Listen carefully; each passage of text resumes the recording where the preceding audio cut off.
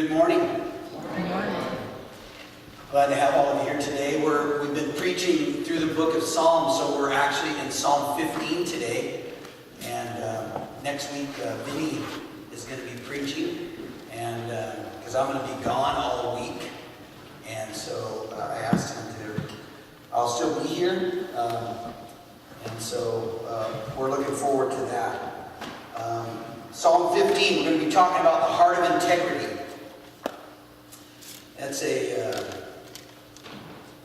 kind of a weird deal to be talking about in light of a lot of the things that we've seen and heard over the past few weeks and months and years. Integrity is saying with your mouth and living with your feet, living with your hands. Integrity is saying and doing the same thing. It is part of who we are and what we do. So let's read Psalm 15. And I just wanted to say this. I don't know if chili dog sounds as good as hot dog. I think hot dog sounds way better. So it sounds more appealing, you know. When somebody throws that country twang in there, you just want to go get one. You know, but then they just go, chili dog. So think country when you're going for those chili dogs, okay? All right, so Psalm 15. Lord, who may dwell in your sanctuary? Who may live on your holy hill?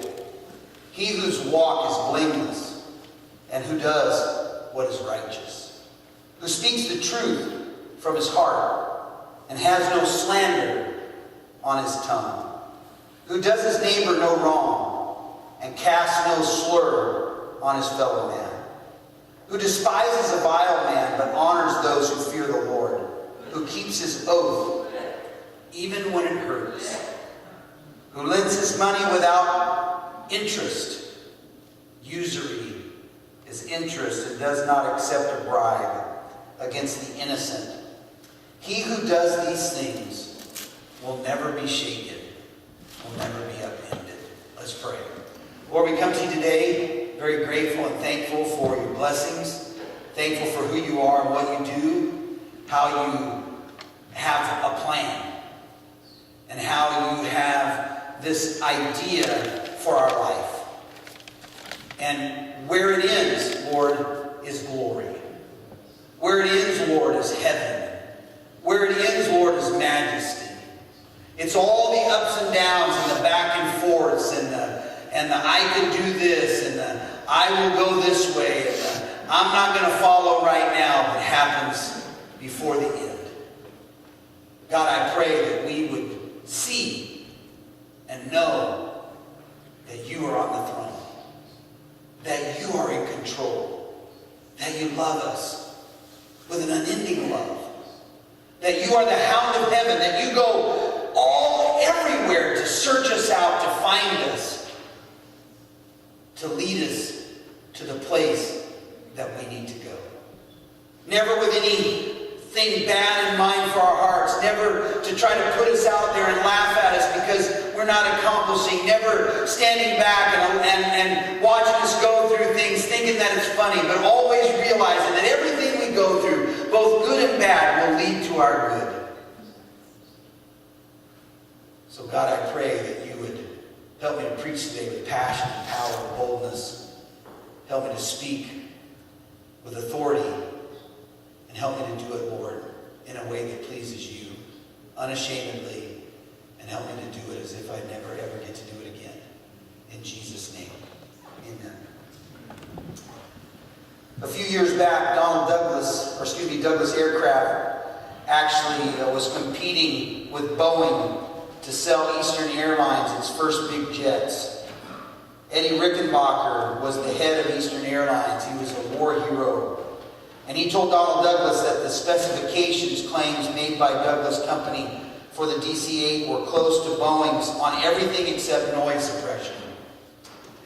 Rickenbacker then gave Douglas one last chance to outpromise Boeing on this feature. And after consulting with its engineers, Douglas reported that he didn't feel that he could make that promise. And this is what Rickenbacker said: "I know you can. I just wanted to see if you were still honest." What makes a difference between someone you admire or someone who disappoints you? What causes you to change your view on a person? What is it that causes you to lose respect for someone? What is it that can ruin our witness, ruin our testimony? Spend any time with someone else and you will soon find, you will soon discover, you will soon realize that what they say either matches up with what they do or it doesn't. You will soon discover what makes them tick. You will soon discover if they are talking and doing the same life or if they're just talking. You will soon find it out. And this is the essence of integrity. We may not be able to always control what others think about us. That's obvious. People are going to think what they want to think. People are going to like what you do and not like what you do. They're going to have positive things to say about you and negative things to say about you. Really, in the long run, that's really none of our concern and out of our control. What matters is, do you have integrity? What matters is do you live what you say? Or do you just say it? Or do you live and then say something else? Or do you say and live something else? The heart of integrity is to say and live the same thing. We can be people who honor Christ. We can be people who love Him and honor Him with our life and with what we do, with our relationships that we have with Him, and demonstrate to others that we proclaim Him as Lord and proclaim our Christianity to other people. In the end, we don't have much if we don't have integrity. If we don't have integrity, our character is tainted, our character is spoiled, and it's very difficult to get it back. So what does God consider some of the qualities of integrity? Psalm 15 is a pretty good place to start. It gives us a good understanding of what it means to have a character that pleases God. So number one, why should you and I live a life of integrity? Why should that be important?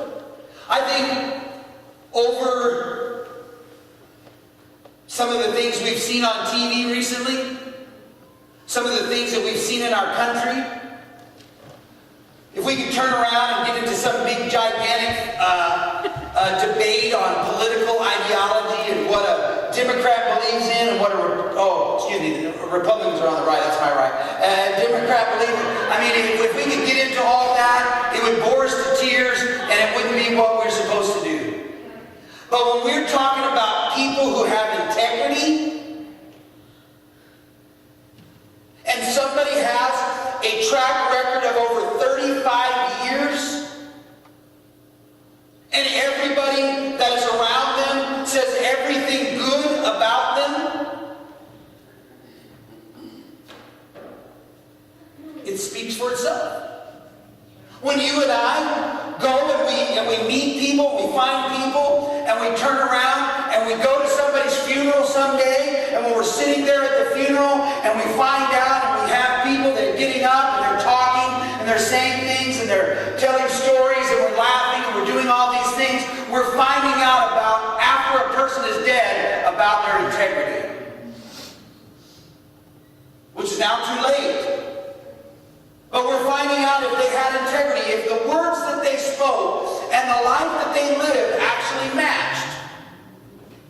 Some people would turn around and I've been to funerals where they turn around and say, oh man, everything that was said about that guy was a lie. People were just getting up there to make him look good. He was a scoundrel.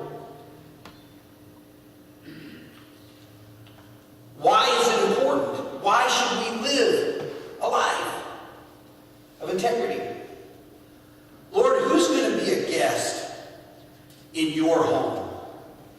Lord, who is going to live with you on the holy hill? This psalm attributed to David opens up with this very simple question. Who's going to have fellowship with you? Who's going to spend time with you? It's a question that every person serious about life, serious about living a life of integrity, needs to ask themselves. Why am I here? Why do I exist? What is going on? You and I come out of the womb, and all we do is eat, poop, sleep, repeat. We get wiped on the mouth. We get wiped on the hiney. People shove bottles in our mouths. They wrap us up so we don't go everywhere. When we start crying, they come to our every need. All of these kind of things. At that particular point, we're pretty much living what we say. We're living the ultimate life of integrity.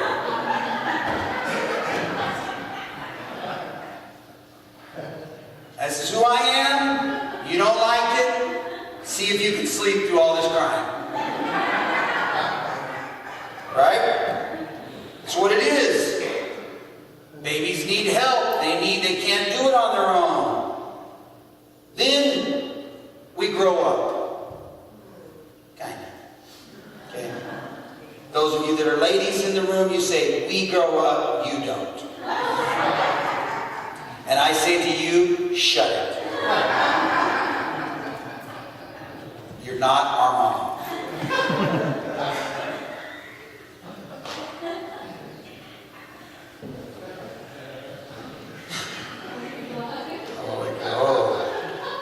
Starting to sweat.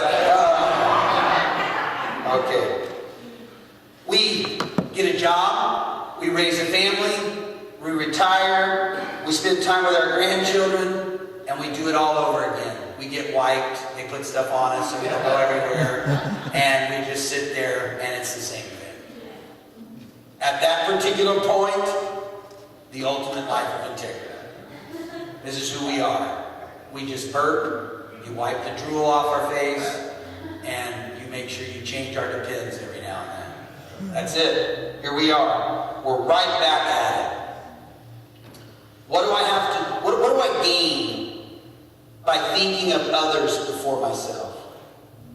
Why should I be a good man, a good wife, a good woman, a good husband, a good brother, a good aunt, a good uncle, a good friend, a good Christian? Why should I be who I'm supposed to be? Why should I be a moral person? What makes a difference whether I treat others with integrity or not? What's the point? I start out in need. I'm going to die in need. Why should I live a life that matches up with my words? And why should my words match up with my actions in between? Doesn't change the course of what is going to happen. Most people might think. David asked this question. Who's good enough to enter God's tent? Who's good enough to be in God's tabernacle? Who's good enough to go into God's sanctuary? Who has integrity? Who's lived a noble life?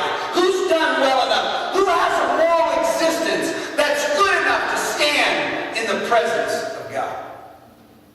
In all of His majesty and in all of His glory,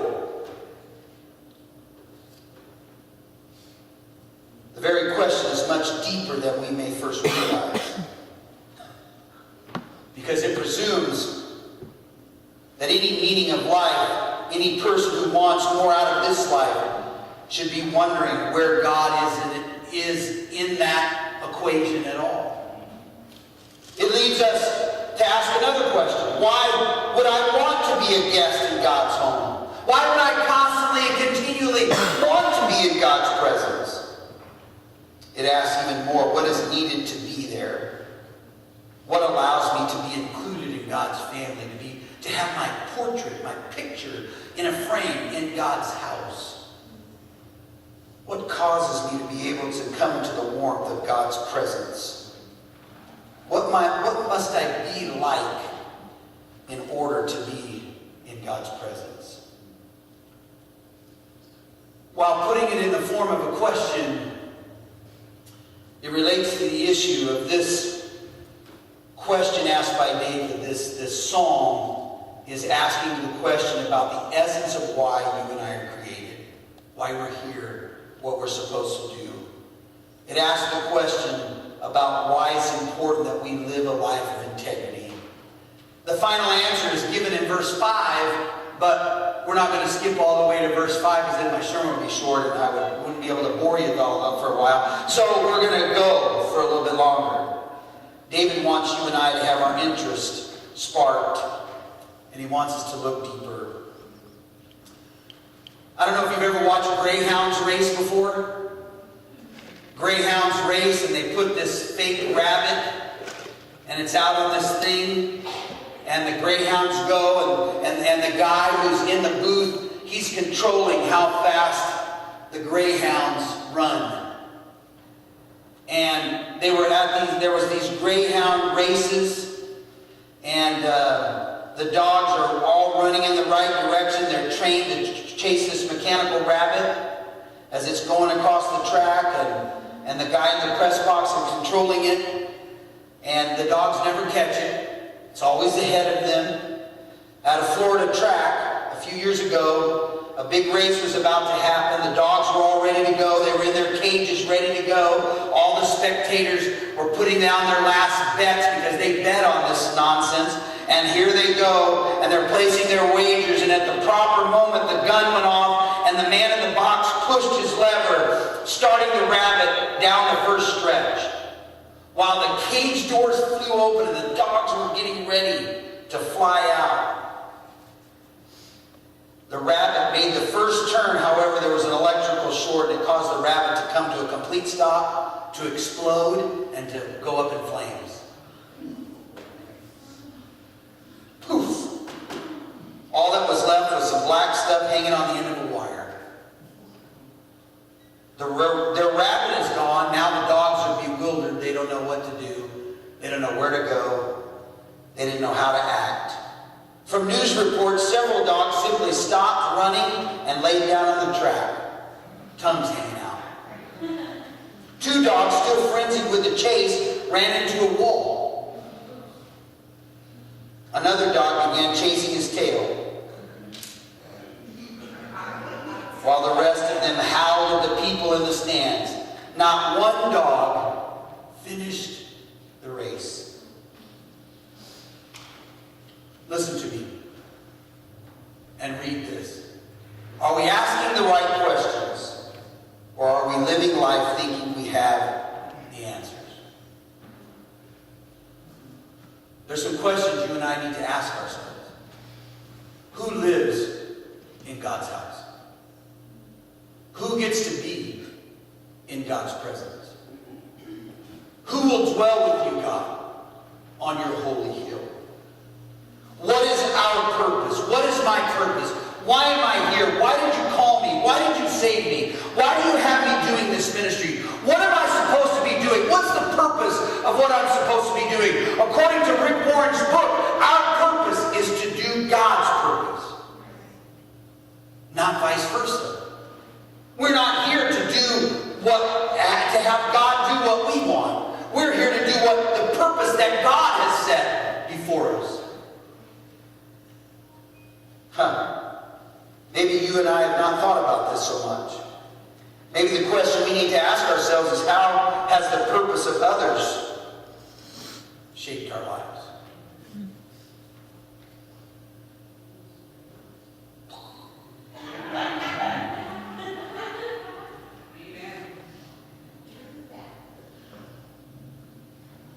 The purpose that others have set for our lives. We're so influenced.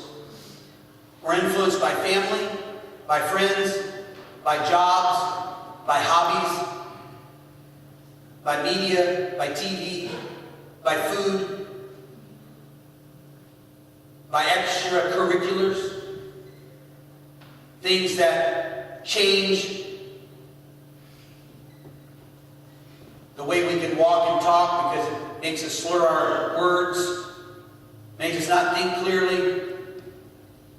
So we're affected by things we put into our body. We're affected by things we put into our mind. We're affected by people that we hang out with, things that we do, where we go, what we say, continually.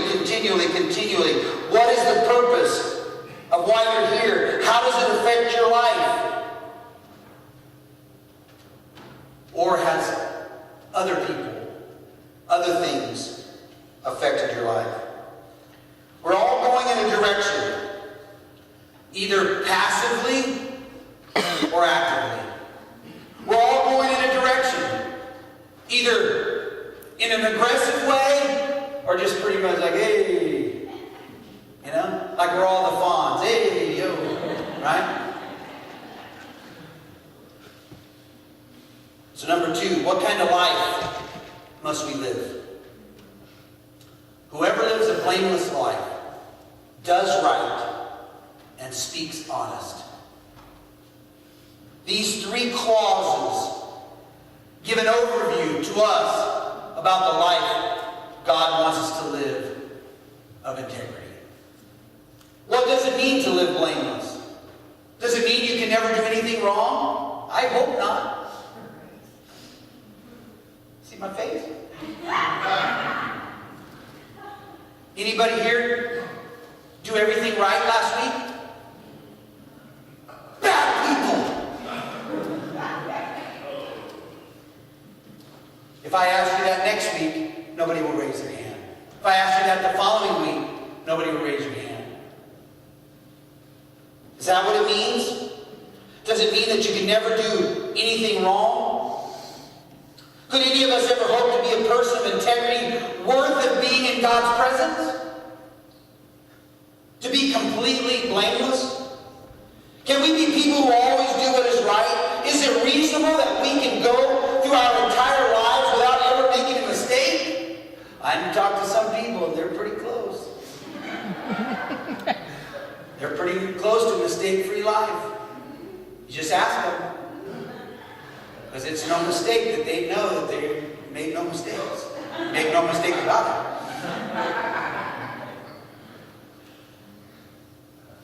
Right? What is God calling you to do? How can God expect so much of us? How can you and I ever have a heart that is pure? Is there any hope for us to stand before God? This verse uses 3 words that demonstrate the direction our lives should take. We are instructed to live or to walk, to do our actions, and to speak our words in a way that has integrity.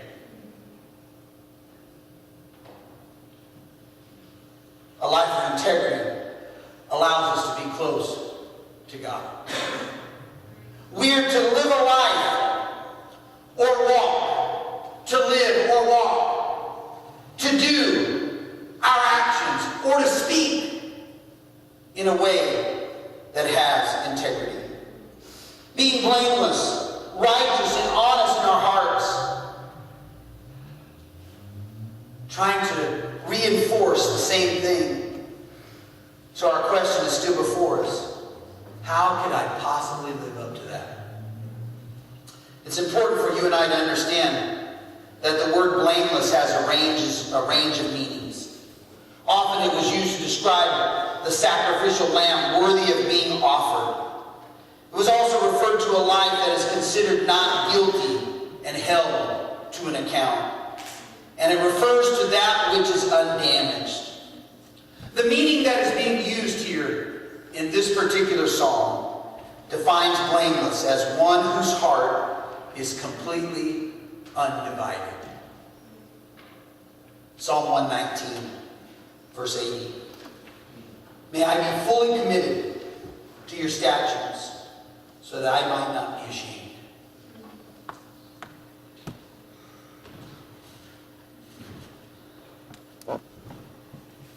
We live in a space and time where it's okay to change your view at every whim and at every drop of the hat.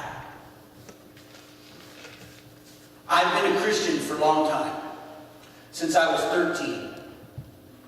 So over 40 years. Okay? Actually, over 40 years.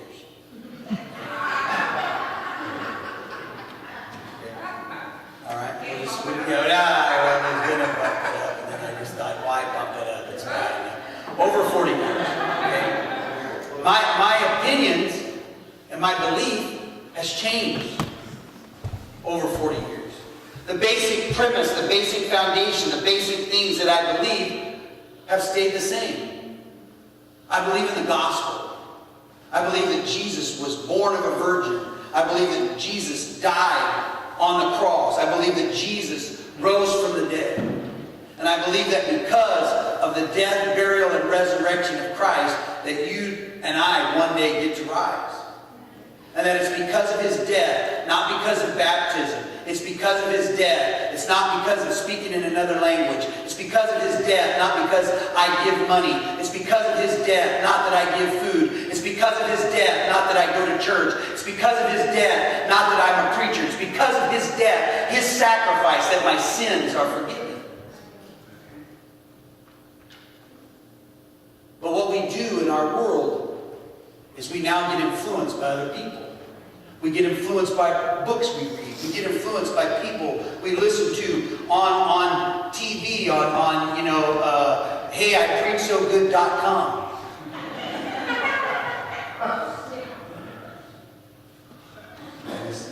Things just come to my mind, Rich. My mind's still a steel trap, bro. It's still a steel trap.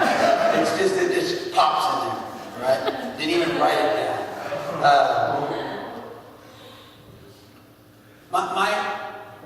My whole idea of it is that God wants us to have a heart that does not flip-flop.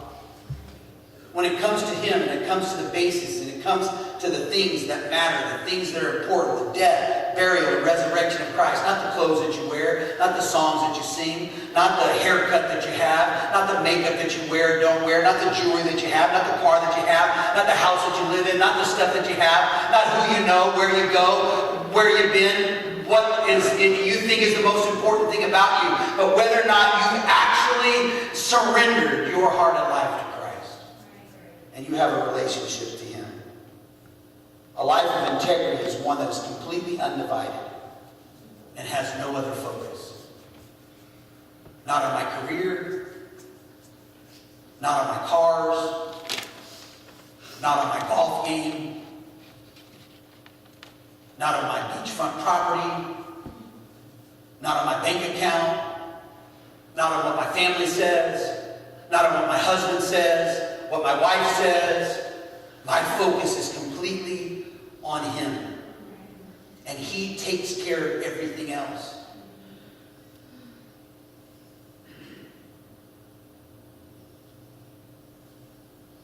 So what does it mean to be undivided? What is God expecting?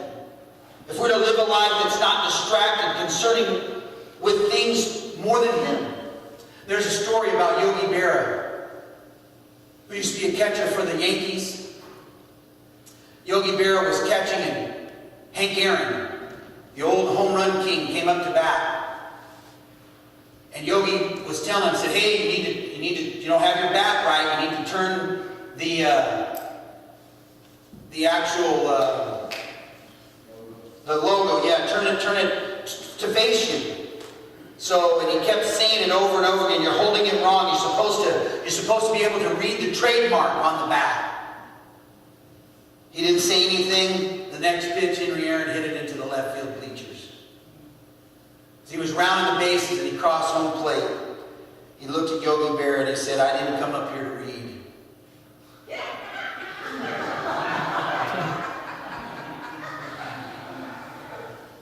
You and I are called to a life of integrity.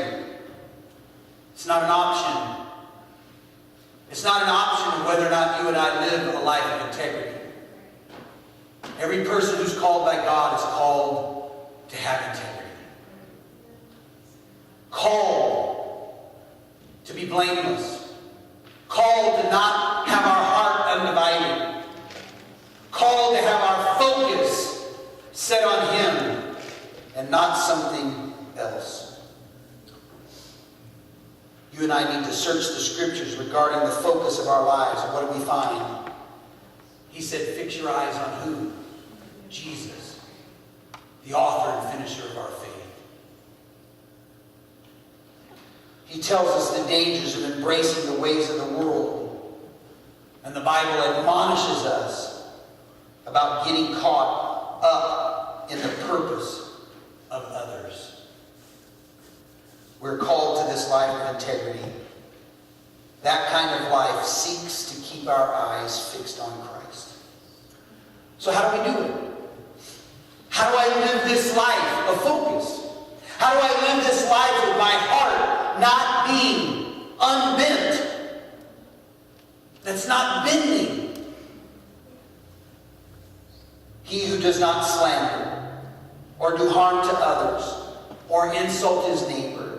He despises a reprobate but honors the Lord's loyal followers. He makes firm commitments and does not renege on his promises. He does not charge interest when he lends his money. He does not take bribes to testify against the innocent. This goes from a general statement to actually the focus of our lives, providing us specific ways in which we should live. It's interesting that a life that's marked with integrity, that's able to be considered blameless and able to enter into a relationship with God, is measured by not how you relate to yourself, but how you relate to others. That's a butt kicker. Straight out. That's like getting your rear end right here and pretty much getting teed up.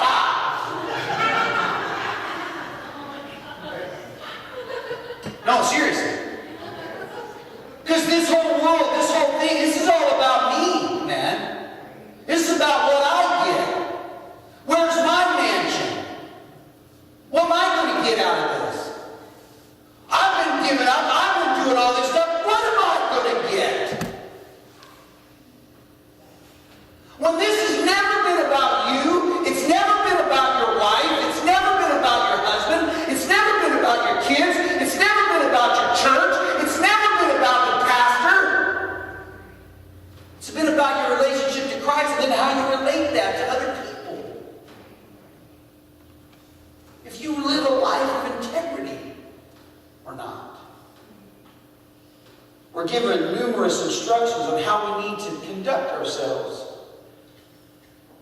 Someone who desires to treat people with dignity, to treat people with respect, to treat people with honor.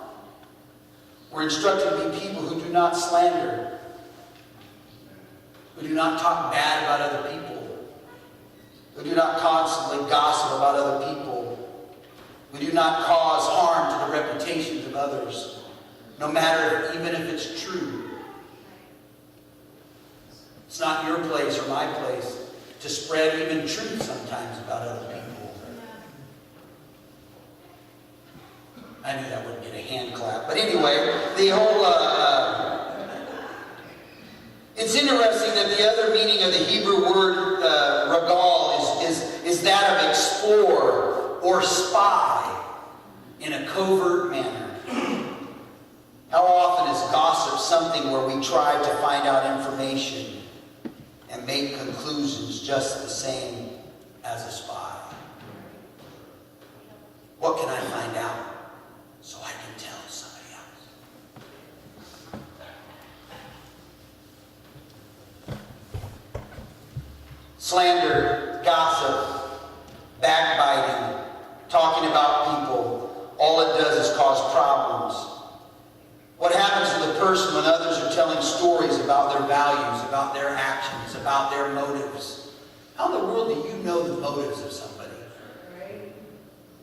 Can you read their mind? No, I didn't think so. How do you and I know? I can see somebody's actions, but there's so much third-party garbage that goes on in our world, goes on in our lives, goes on in our churches, goes on in our families. I heard this and they heard that. Hey, somebody else told me this. Who'd they hear it from? Oh, they heard it from them. Who'd they hear it from? Oh, they heard it from them.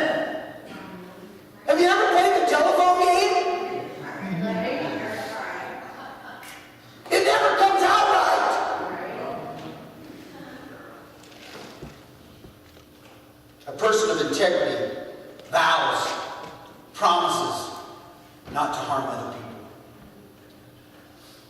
not to disgrace other people. This verse describes two people for which we slander: those who live among us and also the person we call friend. It's never acceptable, no matter who it is or what it is we're talking about. We shouldn't allow it to happen around us, and we shouldn't do it. Verse 4 describes a person of integrity as someone that does not find value in associating with those who are despised or rejected, but wants to be in the presence of other believers. How do you ever reach somebody? How do you ever reach somebody who is an unbeliever? Do you run out in front of them and say, Christian!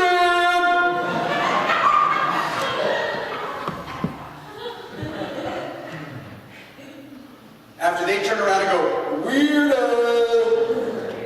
Okay? Sorry, Mark, let me just scare you like that.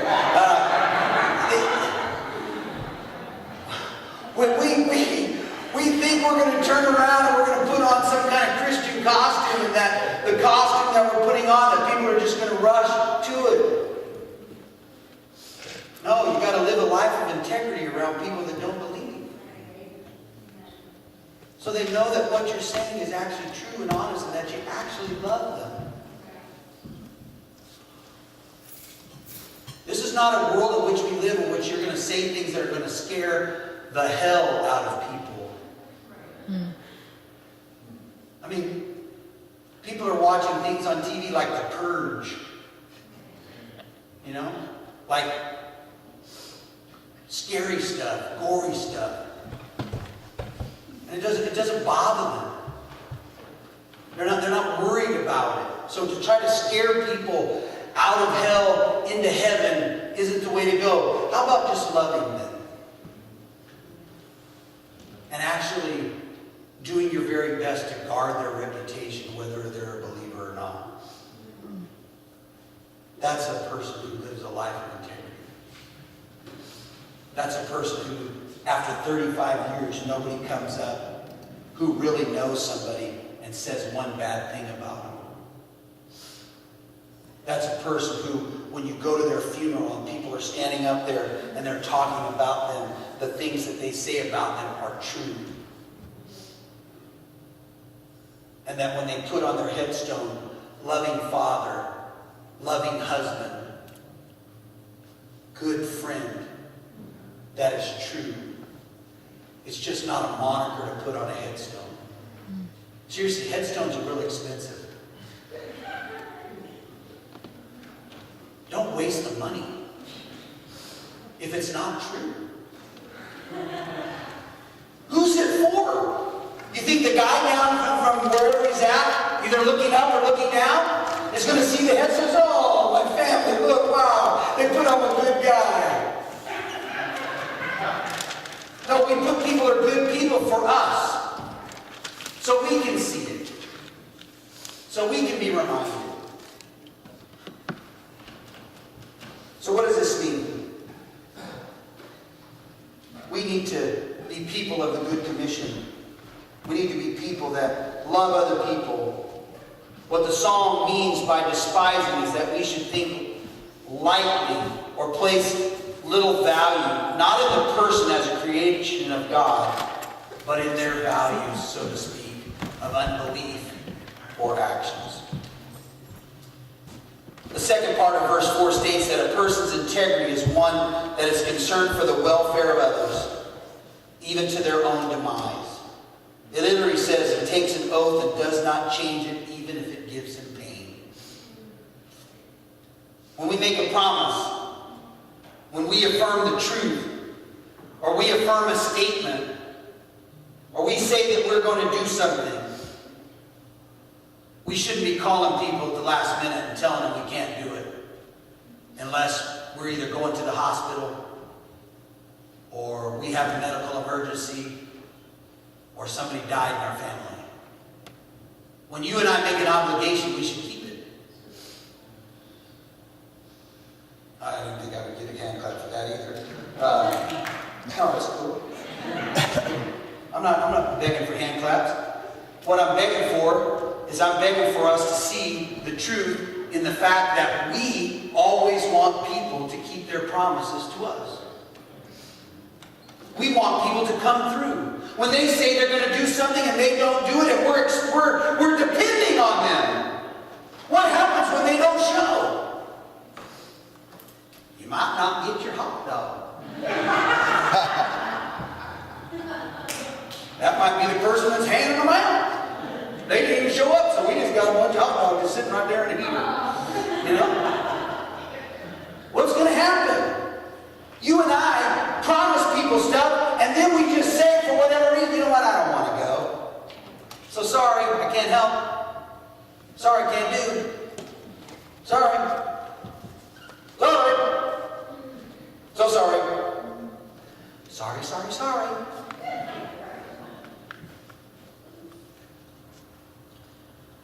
The first part of verse 5 says that a person of integrity is one who helps people without expecting to be repaid. And especially charging people more than what they paid for in the first place. Christians shouldn't charge other Christians interest. That's a whole other sermon, okay? All of you are looking at me like, when is this going to end? Come on, stop, all right?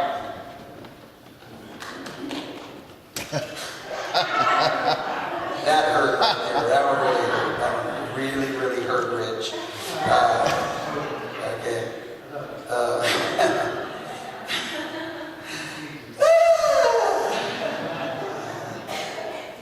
Mental notes.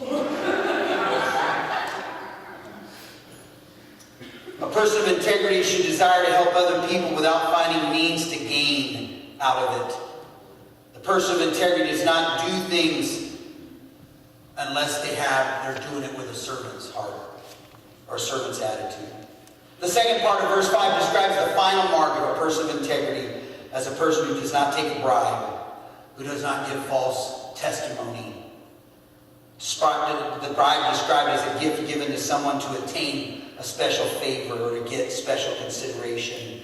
A person of integrity would never accept a gift of any kind in order to give special consideration to someone.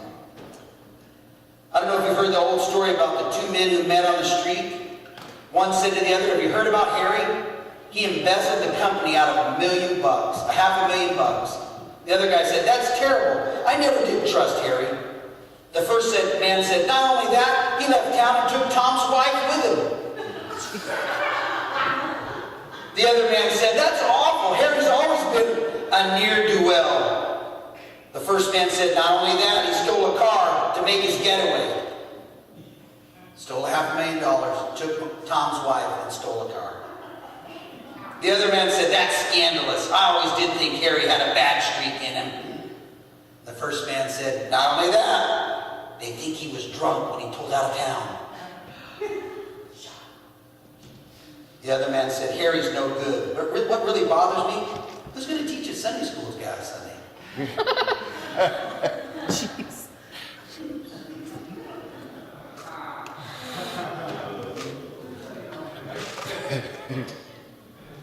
Laughter turns to tears right there, doesn't it? When our life is guided and directed toward God, one that has purpose and meaning, you have to consider how you live your life. You have to consider the way we conduct our lives. A character of integrity cannot be compromised. And then the last thing, what is the reward? What do you get? Because really, folks, I mean, honestly, we're all in here and we can all say what we want, but we're all wanting to know, what are we going to get? Come on now. What are we getting out of this? I'm putting in a lot of my life. What am I going to finally get? Well, God, the Lord told us, He told us that, hey, I want you to know that in my Father's house are many mansions. If it were not so, I wouldn't have told you. But I am going to prepare a place that where I go, you can go to, and I will gather you up with me, and we will be together. We're not even talking about that. We're talking about this life. We're talking about what do we get in this life? You and I get a life that cannot be shaken. We get a life that is not upended. We get a life that is not being tossed back and forth. We get a life that's not being pitched back with everything that comes our way. We get a life that's solid. Why? Because we've lived a life of integrity. And we've had a focus, not on others as far as following in their footsteps, but we have had a focus on God and what He can do in our lives. Our lives will never be upended. It is summed up in part 3 of verse 5. And up to this point, the psalmist asked us what should be the most important purpose or focus of our lives. As the group comes back, we're going to finish up. He told us that living a blameless life, one that seeks to place God first in our lives, needs to be demonstrated by integrity. A life of integrity that's concerned about treating others with respect, being influenced only by those who love God, keeping promises, being fair. And at this point, it would seem clear as to why we should do this. It seems simple that a life of integrity gives us access to God. What more could there be? What it says is there is more. That you and I have a life that cannot be shaken, cannot be upended, cannot be toppled, cannot be defeated. That won't slip. When you and I live a life of integrity, we are a pillar. We are a foundational stone, possibly in the life of somebody else who's trying to follow the same way. When you and I live a life of integrity, it changes everything. The steady position is assured not to be a short time, but to be forever. If you and I maintain our integrity, God will hold you up. If you and I maintain our integrity, God will hold you up. If you and I maintain our integrity, God will hold you up. You need to write that phrase and put it on your refrigerator. You need to put it on your mirror. You need to put it on your closet. You need to put it on your steering wheel. If I maintain integrity, God will hold me up.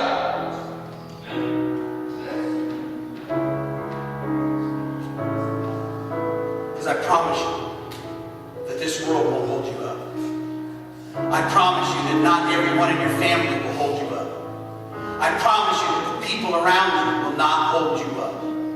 But our God, our great God, our wonderful God will hold you up.